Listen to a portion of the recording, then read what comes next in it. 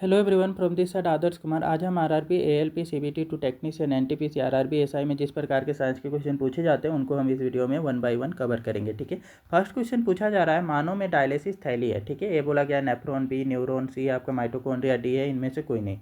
कौन सा option correct होगा?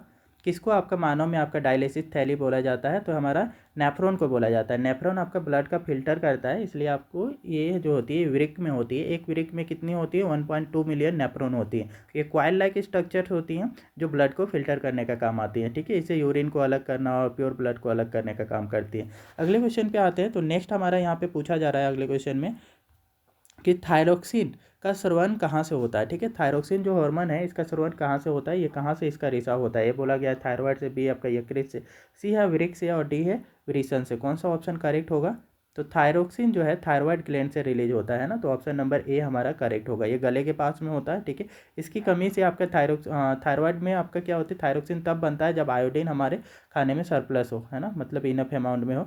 वरना क्या है कि इसकी कमी से हमारा ग्वाइटर रोग हो जाता है आयोडीन की कमी से। ठीक है, तो याद रखना, क्योंकि थायरोक्सिन नहीं बन पाता है। तो ऑप्शन नंबर ए हमारा क्या है कि ये ग्वाइटर रोग को घेंघा भी बोला जाता है। ठीक है, तो घेंघा किसकी कमी से होती है? तो आयोडीन की कमी से होती है। क्यों होती है? क्योंकि थायरोक्सिन जो थायराइड ग्लैंड है थायरोक्सिन नहीं बना पाता है। ठीक है, अगले क्वेश्चन पे आते हैं। तो नेक्स्ट यहाँ पे पूछा जा रहा है अगले क्वेश्चन में कि जो नेत्र निकट की स्थित वस्तुओं को साफ नहीं देख सकता उस नेत्र में होता है। ठीक है, सामने की चीज़ों को क्लियरली नहीं देख पाता है, तो वैसे नेत्र में कौन सा दृष्टि दोष होता है? ए बोल गया है कि दो दृष्टि दोष है, बी आपका क्या है निकट दृष्टि दोष, जरा दृष्टि दोष सी में है और डी में आपका वर्णधता। कौन सा आपका ऑप्शन करेक्ट होगा?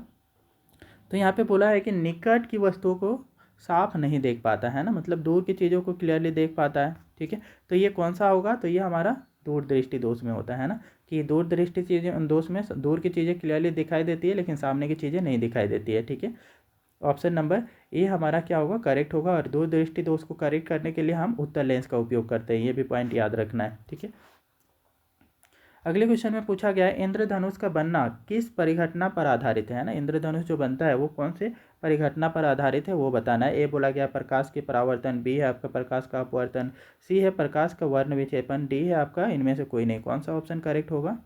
तो इंद्रधनुष जो बनता है प्रकाश के वर्ण विक्षेपण की वजह से होता है ना, क्योंकि आपका जो श्वेत प्रकाश होती है वो 7 रंगों के से मिलकर बना होता है। ठीक है, तो जब भी ये प्रकाश की किरण जो होती है वाटर ड्रॉपलेट जो बादल होते हैं उससे पास होता है, तो वो प्रकाश का जो है कि 7 रंगों में ये स्प्लिट हो जाती हैं, बिकॉज इसमें जो डिफरेंट वेवलेंथ की जो रेज होती हैं वो विबग्योर की बेसिस पे आपका वायलेट सबसे ज़्यादा डेविएट हो जाता है, विचलित हो जाता है, और रेड कम विचलित होता है, और ये सातों के सातों रंग अलग हो जाते हैं। ठीक है, तो प्रकाश के वर्ण विक्षेपण की वजह से होते हैं। ऑप्शन नंबर सी करेक्ट है। अगले क्वेश्चन पे आते हैं। तो नेक्स्ट यहाँ पे पूछा गया है ग्वाइटर अथवा घेंघा पनपता है। ठीक है, ग्वाइटर और घेंघा किसकी वजह से पनपता है? ठीक है, ये बोला गया है चीनी की कमी से, बी है आपका आयोडीन की कमी से, सी है रक्त की कमी से, और डी है मोटापा से। कौन सा ऑप्शन करेक्ट होगा? घेंघा किसकी वजह से होता है? तो आयोडीन की कमी से होता है ना। तो अभी बताए थे कि आपका क्या होता है कि आयोडीन जो होता है वो थायराइड ग्लैंड में थायरोक्सिन को बनाने में मदद करता है। ठीक है, थायराइड ग्लैंड में थायरोक्सिन नहीं बन पाता है, तो उस कंडीशन में क्या होता है, गले में जो थायराइड ग्लैंड के पास में क्या होती है सूजन टाइप का हो जाता है, वो मोटा सा फूल जाता है। ठीक है, तो इसी को आपका ग्वाइटर या घेंघा बोलते हैं। ठीक है, तो ऑप्शन नंबर बी हमारा करेक्ट होगा। अगले क्वेश्चन पे आते हैं।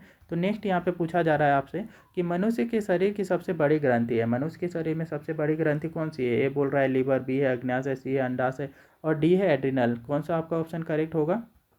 तो मनुष्य के शरीर में सबसे बड़ी आपकी ग्रंथि जो होती है वो हमारा लीवर होता है, याद रखना ये फैक्ट को। ठीक है, अगले क्वेश्चन पे आते हैं। तो नेक्स्ट यहाँ पे पूछा जा रहा है दो तंत्रिका कोशिका के मध्य खाली स्थान को कहते हैं। ठीक है, दो तंत्रिका तंत्र हैं, उनके बीच में आपका खाली स्थान को क्या बोला जाता है? दुमिका, बी है आपका सिनेप्स दरार या सिनेप्स, और सी है एक समान, और डी है आवेग। कौन सा आपका करेक्ट ऑप्शन होगा यहाँ पे? तो सिनेप्स दरार बोला जाता है, सिनेप्स है ना। तो याद रखना है कि दो तंत्रिका कोशिका के बीच में जो गैप रहता है उसको सिनेप्स बोला जाता है या सिनेप्स दरार। ठीक है, ऑप्शन नंबर बी करेक्ट है। अगले क्वेश्चन पे आते हैं। तो नेक्स्ट यहाँ पे पूछा जा रहा है निम्नलिखित में से कौन सा पादप हार्मोन है? इनमें से आपका पादप हार्मोन को पहचानना है। ए बोला गया इंसुलिन, बी है आपका थायरोक्सिन, सी है एस्ट्रोजन, और डी है साइटोकिनिन। कौन सा आपका ऑप्शन करेक्ट होगा? तो यहाँ पे पादप हार्मोन बताना है। ठीक है, तो पादप हार्मोन हमारा कौन सा हो जाता है, तो साइटोकिनिन होता है, ठीक है। इंसुलिन इंसानों में पाया जाता है ना। थायरोक्सिन भी इंसानों में होता है, एस्ट्रोजन भी पुरुषों में होता है, ठीक है। तो ये 3 के 3 तो नहीं होंगे, साइटोकिनिन पौधों में पाया जाता है, ठीक है। ऑप्शन नंबर डी करेक्ट है। अगले क्वेश्चन पे आते हैं। तो नेक्स्ट यहाँ पे पूछा गया है मेरुरज्जु निकलता है, मेरुरज्जु कहाँ से निकलता है वो आपको बताना है। ए बोला गया कि प्रमस्तिष्क से, बी आपका अनुमस्तिष्क से, सी आपका पौंस से और डी आप मेडुला से। कौन सा ऑप्शन करेक्ट होगा, तो मेरुरज्जु कहाँ से निकलता है, तो हमारा डी नंबर ऑप्शन करेक्ट होगा, मेडुला से निकलता है, ठीक है। अगले क्वेश्चन पे आते हैं। तो नेक्स्ट यहाँ पे पूछा जा रहा है दृश्य प्रकाश में किस वर्ण का तरंगदैर्घ्य अधिकतम होता है ना। दृश्य प्रकाश में तरंगदैर्घ्य सबसे अधिक किसका होता है वो बताना है। ए बोला गया बैंगनी का, बी आपका लाल का, सी है नीला का और डी है पीला का। कौन सा ऑप्शन करेक्ट है यहाँ पे, तो तरंगदैर्घ्य सबसे अधिक पूछा गया है, ठीक है। तो तरंगदैर्घ्य लाल का सबसे ज़्यादा होता है, ठीक है। तो ऑप्शन नंबर बी हमारा इसके लिए करेक्ट होगा, ठीक है। अगले क्वेश्चन पे आते हैं। तो नेक्स्ट यहाँ पे पूछा गया है निम्न में से कौन सा अंग संवेदी ग्राही नहीं है, ठीक है।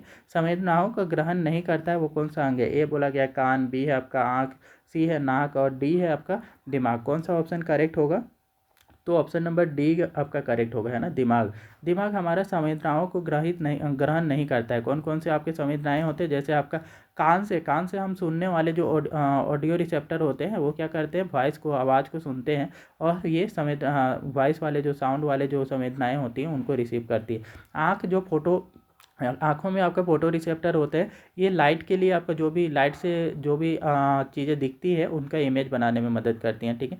तो ये आपका लाइट के लिए एक्टिव होती है ना, और ये सेंस कर पाती है। और नाक आपका स्मेल को करने के लिए, है ना, कि गंध लेने के लिए ये उत्तरदायी है, ये गंध के लिए संवेदी होती है, ठीक है। इसी टाइप से जीभ होता है, जीभ आपका किसके लिए संवेदी होती है, तो जीभ आपका टेस्ट के लिए संवेदी होती है ना, टेस्ट को, आपका डिफरेंट टाइप के टेस्ट को पहचानने में मदद करता है। ऐसे ही जो है ना स्किन, हमारा शरीर का जो स्किन होता है वो आपका क्या है, टच के लिए संवेदी होती है। आप उसको टच करोगे तो वो क्या है कि हमें टच का पता चलता है। तो लेकिन दिमाग का क्या होता है, दिमाग तो इन सब से जो भी संवेदनाएं आ रही हैं उनको समझता है, ठीक है, वो समझने का काम करता है, ये संवेदीग्राही नहीं है, ठीक है। ऑप्शन नंबर डी करेक्ट होगा। अगले क्वेश्चन पे आते हैं। नेक्स्ट यहाँ पे पूछा गया है एड्रीनलिन हार्मोन स्रावित होता है, एड्रीनलिन हार्मोन कहाँ से स्रावित होता है वो आपको बताना है, ठीक है। ये बोला गया है एब्सिसिक अम्ल और एड्रीनलिन हार्मोन, बी आपका की पीयूष ग्रंथि और सी है हाइपोथैलेमस ग्रंथि से और डी है आपका अधिवृक्क ग्रंथि से। एड्रीनलिन हार्मोन कहाँ से निकलता है वो बताना है आपको, ठीक है।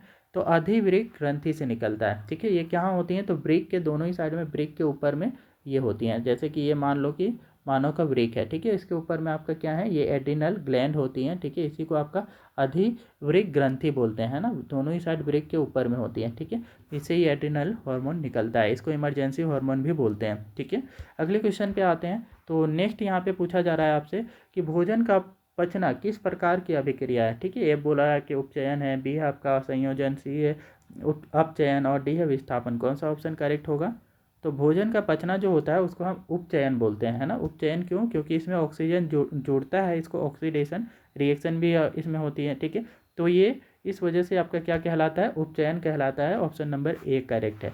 अगले क्वेश्चन पे आते हैं। तो नेक्स्ट यहाँ पे पूछा गया है सामान्य मानव नेत्र को दूर बिंदु मानव नेत्र होता है उसका दूर बिंदु कितना होता है। ए बोला गया है 25 सेंटीमीटर पर होता है और बी है आपका 25 मिलीमीटर पर होता है, सी है 25 मीटर पर होता है, डी है अनंत पर होता है, ठीक है।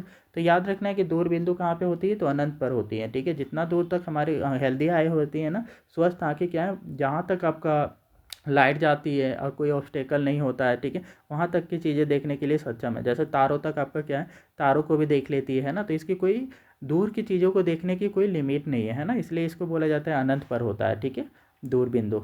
अगले क्वेश्चन पे आते हैं। तो नेक्स्ट यहाँ पे पूछा जा रहा है किसी कोलाइडी विलयन में निलंबित कणों का प्रकाश परिकिरण को कहा जाता है, ठीक है। कोई कोलाइडी विलयन है उसमें जो प्रकाश का परिकिरण होता है इसको क्या बोला जाता है। ए बोला जाता है कि वायुमंडलीय प्रभाव, बी आपका किंडल प्रभाव और सी है टिंडल प्रभाव और डी है क्विंटल प्रभाव। कौन सा ऑप्शन होगा यहाँ पे करेक्ट, तो इसको टिंडल प्रभाव कहते हैं हम, ठीक है। तो ऑप्शन नंबर सी करेक्ट है ना। कोलॉइडल विलयन में आपका पास करते हैं, मान लो कि एक ग्लास है, इसमें मिल्क का सॉल्यूशन ले लें, है ना, मिल्क ले लेते हैं, मिल्क आपका कोलॉइडल है ना। तो ये आपका क्या होगा, जब इसमें लाइट पास करेंगे ना, टॉर्च का लाइट को ले लो, ठीक है, तो ये लाइट जैसे ही इसमें पास होती है तो इसका पूरा पाथ है ना, रास्ता दिखता है, इसको आप क्या बोलते हो, टिंडल इफेक्ट बोलते हो, ठीक है। तो ऑप्शन नंबर सी हमारा इसके लिए करेक्ट होगा। अगले क्वेश्चन पे आते हैं। तो बस इतना ही हमारा है कि इस वीडियो में हम 15 क्वेश्चन ही कवर कर रहे हैं, ठीक है। ये वीडियो आपको अच्छे से समझ में आई है तो कृपया वीडियो को लाइक करें, शेयर करें और चैनल को सब्सक्राइब भी कर लें।